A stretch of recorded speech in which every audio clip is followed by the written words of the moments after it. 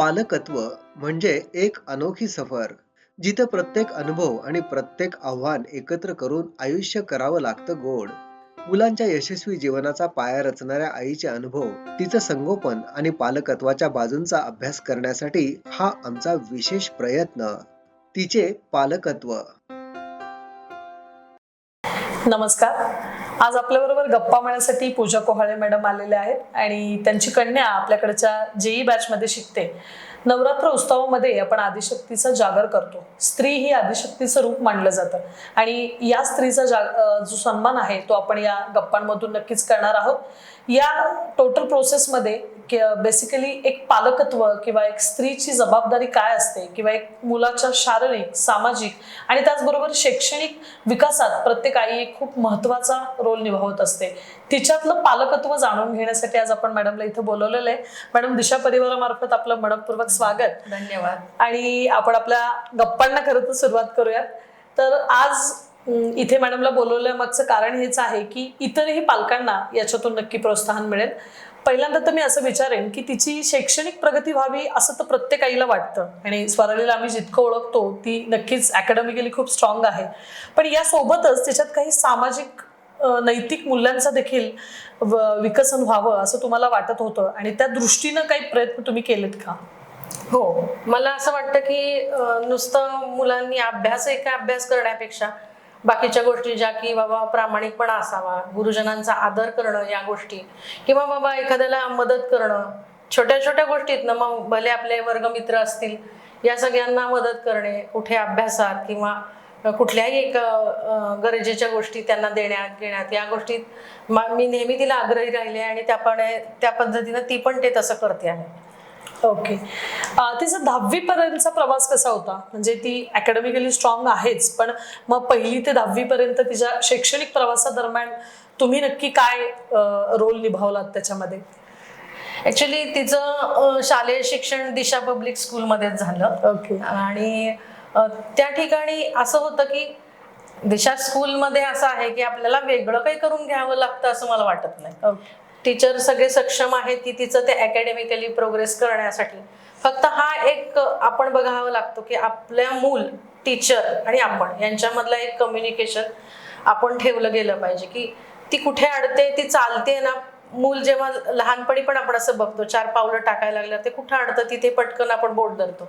त्या पद्धतीनेच ह्या सगळ्याच ज्या काही वाढीचे टप्पे असतात किंवा जे हे काही गोष्टी मूल वाढताना करायच्या, ते मला असं वाटतं की जिथे ती अडेल तिथे काय आपल्याला करता येईल, मग ते वैयक्तिक आपल्या लेवलवर किंवा टीचरांशी डिस्कस करून आपण तिला ते नक्कीच आपण स्ट्रॉंग बनवू शकतो किंवा तिची जी काही अडचण असेल ती सॉल्व्ह करावी लागते. ओके. म्हणजे 10वी पर्यंतचा एकंदरीत शैक्षणिक प्रवास सुखकर होता. अतिशय सुखकर. ओके.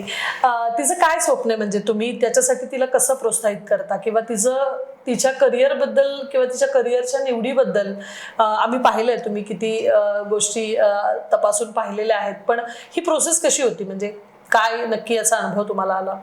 हे असं होतं की तिचा जो कल होता ती द्विधावस्थेत होती की सायन्स किंवा कॉमर्स. आणि आम्ही पण त्यामुळे द्विधावस्थेत गेलो होतो पालक म्हणून. त्यावेळेस मला इथे आपल्याच अकॅडमीमध्ये दिशा ज्युनियर कॉलेजमध्ये अशी सोय आहे की इकडे DMIT टेस्ट केली जाते. त्या टेस्टचा काळे सरांकडे आम्ही ती टेस्ट करून घेतली. त्यांनी काउन्सिलिंग केलं आणि त्या टेस्टच्या रिझल्टनुसार तिच्यासाठी योग्य असं काय आहे हे त्यांनी आम्हाला ते पटवून दिलं आणि ते सगळं आम्हाला समजावून सांगितलं. त्यानंतर मग आम्हाला तिचं करिअर चूज करायला फार मोठी मदत झाली. त्यामुळे मग आम्ही तिचा पुढचा प्रवास म्हणजे JEE साठी तिची ऍडमिशन इथे दिशा कॉलेजलाच घेतलेली आहे. ओके. तर आता ती इथे 11वी साठी शिकत आहे. ओके. हे सगळं प्रोसेस करत असताना आता बेसिकली तुम्ही बघता म्हणजे की 10वी पर्यंत ती आपल्याकडे दिशा पब्लिक स्कूललाच होती आणि आता अकॅडमीच्या JEE बॅच मध्ये ती शिकते. हा अभ्यास नक्कीच वेगळा आहे, थोडं NCERT बेस्ड आहे, नॅशनल लेवलच्या परीक्षांसाठी ती उतरतीये. अकॅडमिक्स गोष्टी बदलतायत आणि चॅलेंजेस पण वेगळे वेगळे आहेत. त्यासाठी तिचं बॉडी क्लॉक सेट होत आहे, तिचं माइंडसेट सेट होत आहे. या सिस्टीमचा तिच्यावर काय परिणाम होतो, तुम्हाला काय वाटतं? हो, नक्कीच. कारण तिच्यात काय बदल दिसतोय तुम्हाला? ऍक्च्युली इथे जेव्हा तसा ती असं तर तिकडे स्कूल पासूनच थोडं एक बाळकडू म्हणतात तसे मिळालेले आहेतच. फाउंडेशनला पण ती होती. हा बरोबर. होतीच. पण इथे जास्त सतीश सरांकडे त्यांच्या गायडन्स खाली हे सगळे जे काही फॅकल्टीज Teachers आहेत आहेत, हो. तर यांचं एवढं सगळं व्यवस्थित नियोजन आहे.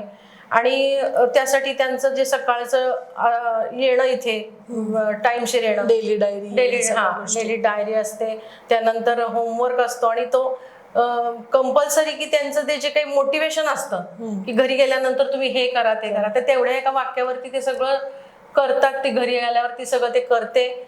जिथे आडेल तिथे फॅकल्टी एनी टाइम त्यांना अवेलेबल असते. खूप छान गायडन्स करतात, त्यामुळे मग त्यांना हुरूप येतो अभ्यासाचा. खरं ते विद्यार्थ्यांना ते प्रोत्साहन मिळणं पण गरजेचं असतं. तर त्यामुळे हा मला फार मोठा फायदा झाला की तिला इथे ऍडमिशन घेतल्यामुळे. आणि इथला स्टाफ हा प्रत्येक मूल आपला आहे असं समजून मी जेव्हा ऑब्झर्व करते इथे नेहमीच अकॅडमी, तेव्हा हेही बघते एक आपलेपणा आहे प्रत्येकाच्या वागण्यामध्ये. त्यामुळे तिचं आता इथे सकाळपासून तर आणि त्यानंतर परत डाऊन स्टेशन वगैरे हे सगळ्या गोष्टी म्हणजे त्यांना असं कुठे अडतंय असं होत नाहीये. उलट जास्तीत जास्त हुरूप येतोय अभ्यासाला असं मला वाटतं इकडे. नक्कीच. बेसिकली काय की आता ही मुलं थोडी तारुण्य अवस्थेत आहेत. म्हणजे आपण समाजात बघतो की या एजला म्हणजे खरं मूल बिघडण्याचं आणि मूल घडण्याचं हे वय म्हणायला हरकत नाही. तर मतमतांतर तर होत असतं, पण मग या वयात किंवा तुमचं आणि तिचं नातं कसं आहे, म्हणजे तुमचं काय लेवलला तिच्याबरोबर बॉन्डिंग आहे आणि ते खरंच किती गरजेचं आहे असं तुम्हाला वाटतं? हा, तर असं मी फक्त आई आहे आणि माझंच तू ऐकलं पाहिजेस अशा मतात मी नाहीये. आता या वयाला मुलांना त्यांची काही मतं निर्माण होत असतात, तर त्या मतांचा आपण आदर केला पाहिजे. ते त्यांचं म्हणणं काय आहे ते नीट मी जरा तिचं ऐकून घेत असते. त्यानंतर त्याच्यावर मग माझं मत असं आहे हे तुला बघ कसं वाटतंय असं करून ते अत्यंत असं फ्रेंडली आपण तिच्याशी ते बोलणं ठेवलं गेलं पाहिजे असं मला शेअरिंग झालं पाहिजे आणि मी ते तसं करते त्या पद्धतीने. आणि कुठली मग अडचण आपल्याला समजते आणि त्यात किंबहुना त्यांनाही लक्षात येतं की आई आपलं ऐकते तर आपण पण दोन गोष्टी त्यांच्याही ऐकल्या पाहिजे. या गोष्टी कायम आपण नुसतंच त्यांना सूचनांचा भडीमार म्हणजे पालकत्व असावं असं मला नाही वाटत. बरोबर आहे. कारण काय होतं की अपेक्षांचं नुसतं ओझं लादण्यापेक्षा एक मित्रत्वाचं नातं जर आपल्यात आलं तर नक्कीच मूल वेगळ्या अँगलला जाऊन प्रगती करणार आहे आणि ते तुम्ही नक्की करताय हे ऐकून खूप आनंद झाला. तर मॅडम या चर्चेअंती मी एवढंच तुम्हाला सांगेन की आपल्या काही पालक अजूनही त्या लेवलला जाऊन विचार करत नाही. खरं तर प्रत्येकाही धडपडत असते माझं मूल सक्सेसफुल झालं पाहिजे, समाजात त्यांनी एक जबाबदार नागरिक म्हणून उतरलं पाहिजे. काही अदर ऍक्टिव्हिटीज तिला तुम्ही देता का, म्हणजे फक्त शैक्षणिक दृष्ट्या एक तिचा जो काही ग्राफ आहे तो उंचावलेला असणंच गरजेचं आहेच, पण त्यासोबतही तिनं काही इतर ऍक्टिव्हिटीज पण कराव्यात ज्यामधून तिचा स्ट्रेस रिमूव्ह होईल किंवा ती काही नवीन गोष्टी शिकेल, यासाठी काही प्रयत्नशील असता तुम्ही? हो नक्कीच. कारण कसं आहे आजकाल बघितलं तर स्पर्धेचं युग आहे. हो, आपल्या वेळापेक्षा त्या काळांपेक्षा सुद्धा आता अत्यंत जीवघेणी स्पर्धा आहे एकेका मार्कासाठी पॉइंटसाठी. आणि त्याचा स्ट्रेस मुलांना येतच असणार आहे आणि मुलांना येतोच. तर किंबहुना हा स्ट्रेस किंवा भविष्यात सुद्धा कधी कुठे आई वडिलांच्या अपेक्षांचा स्ट्रेस पण असतोच. तर थोडा हा एक विषय आहे की यातनं तुम्हाला स्ट्रेस रिलीफ होणं फार गरजेचं आहे. आणि अशा वेळेस एखादी कला आत्मसात करणं असा एक माझा विचार आहे की तो केला तर एखादी कला असावी माणसाकडे किंवा तुम्ही काय नक्की. मग मी तिला हार्मोनियमचं शिक्षण दिलं, तर ती शिकते आणि छान उत्तम वाजवते ते हार्मोनियम. नक्कीच त्याच्यातून तिचं थोडं स्ट्रेस पण छंदाकडे पण थोडं लक्ष नुसतं तुम्ही अभ्यासाचं प्रदर्शन करून नाही चालणार. तुम्ही त्यांचे छंद पण जोपासले थोडे तेवढं ऍक्टिव्हली मग ते त्यांच्या आयुष्यात येणाऱ्या चॅलेंजेसला पण सामना करू शकतात अतिशय चांगल्या पद्धतीने. नक्कीच. आणि आपल्या महिला पालकांसाठी खरं तर तुम्ही काय संदेश देऊ इच्छिता, कारण प्रत्येक आईनी काय करणं अपेक्षित आहे असं तुम्हाला वाटतं? कारण तुम्ही करताय प्रोएक्टिव्हली, आम्ही बघत आलो की तिच्या सोबत तुम्ही नेहमी असता, तिला आणणं असेल सोडणं असेल तिच्या प्रत्येक ऍक्टिव्हिटीज मध्ये तुम्ही असता. पण असं बऱ्याचदा दिसत नाही की प्रत्येक आई फक्त काही की छान डबा करून जेवायला देणं आणि आलास ठीक आहे त्याचे स्वच्छता आहे का, कपड्यांची व्यवस्था आहे का हे बघणं, हे आईचं काम तर आहेच आणि ती करतच असते. ते कित्येक वर्षापासून चालत आलंय आणि ते आईचंच काम आहे, ते आई करतच असते, यात शंका नाही. पण या पुढे जाऊन आईचं आणि मुलाचं नातं कसं असावं आणि स्पेशली सध्याच्या युगात आईनी कसं बनावं, आपली मुलगी आपला मुलगा सक्षम होण्यासाठी तुम्ही काय सांगू इच्छाल? नाही, मला असं वाटतं की प्रत्येक मुलाकडे आपण कंपॅरिझन एकतर पहिली गोष्ट, याला जास्त मार्क आहेत तर तुला का नाही, हे कंपॅरिझन एकतर पहिलं नाही झालं करून पाहिजे. त्याचा एक वेगळा स्ट्रेस त्यांना देऊ नये. बरोबर. प्रत्येक मूल ते त्याच्या कॅपॅसिटीनुसार करतं, फक्त ते त्याला फुलवत राहिलं पाहिजे आपण की हा यस, जसं आपण की हा तुला जमतंय, सायकल चालवताना शिकवताना हा नाही बरं जमलं हे जे आपण करतो, मला असं वाटतं की त्यांचं मित्र बनवून किंवा ते कुठं अडतील तिथं आपण त्यांना तेवढं सहाय्य केलं की परत त्यांची गाडी परत ट्रॅकवर येऊन ती पळायला लागते. तर विनाकारण त्यांना तुमच्या अपेक्षांचं ओझं त्यांच्यावर लादू नये. बरोबर. आणि ते त्यांच्यामध्ये तशी जिद्द स्वतः निर्माण होईल एवढाच प्रयत्न करा. एकदा ती त्यांच्यात झाली की ते त्या पद्धतीने पळतात आणि ती करतात, असं मला नक्की वाटतं. या नवरात्र उत्सवामध्ये खरंच एक खूप मोलाचा संदेश आपण तुमच्या माध्यमातून सर्व महिला पालकांपर्यंत पोहोचवलेला आहे.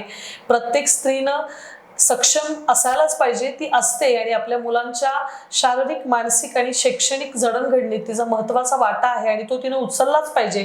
हा संदेश आपण आपल्या महिला पालकांपर्यंत पोहोचवतोय.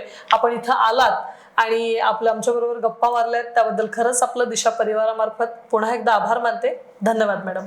धन्यवाद.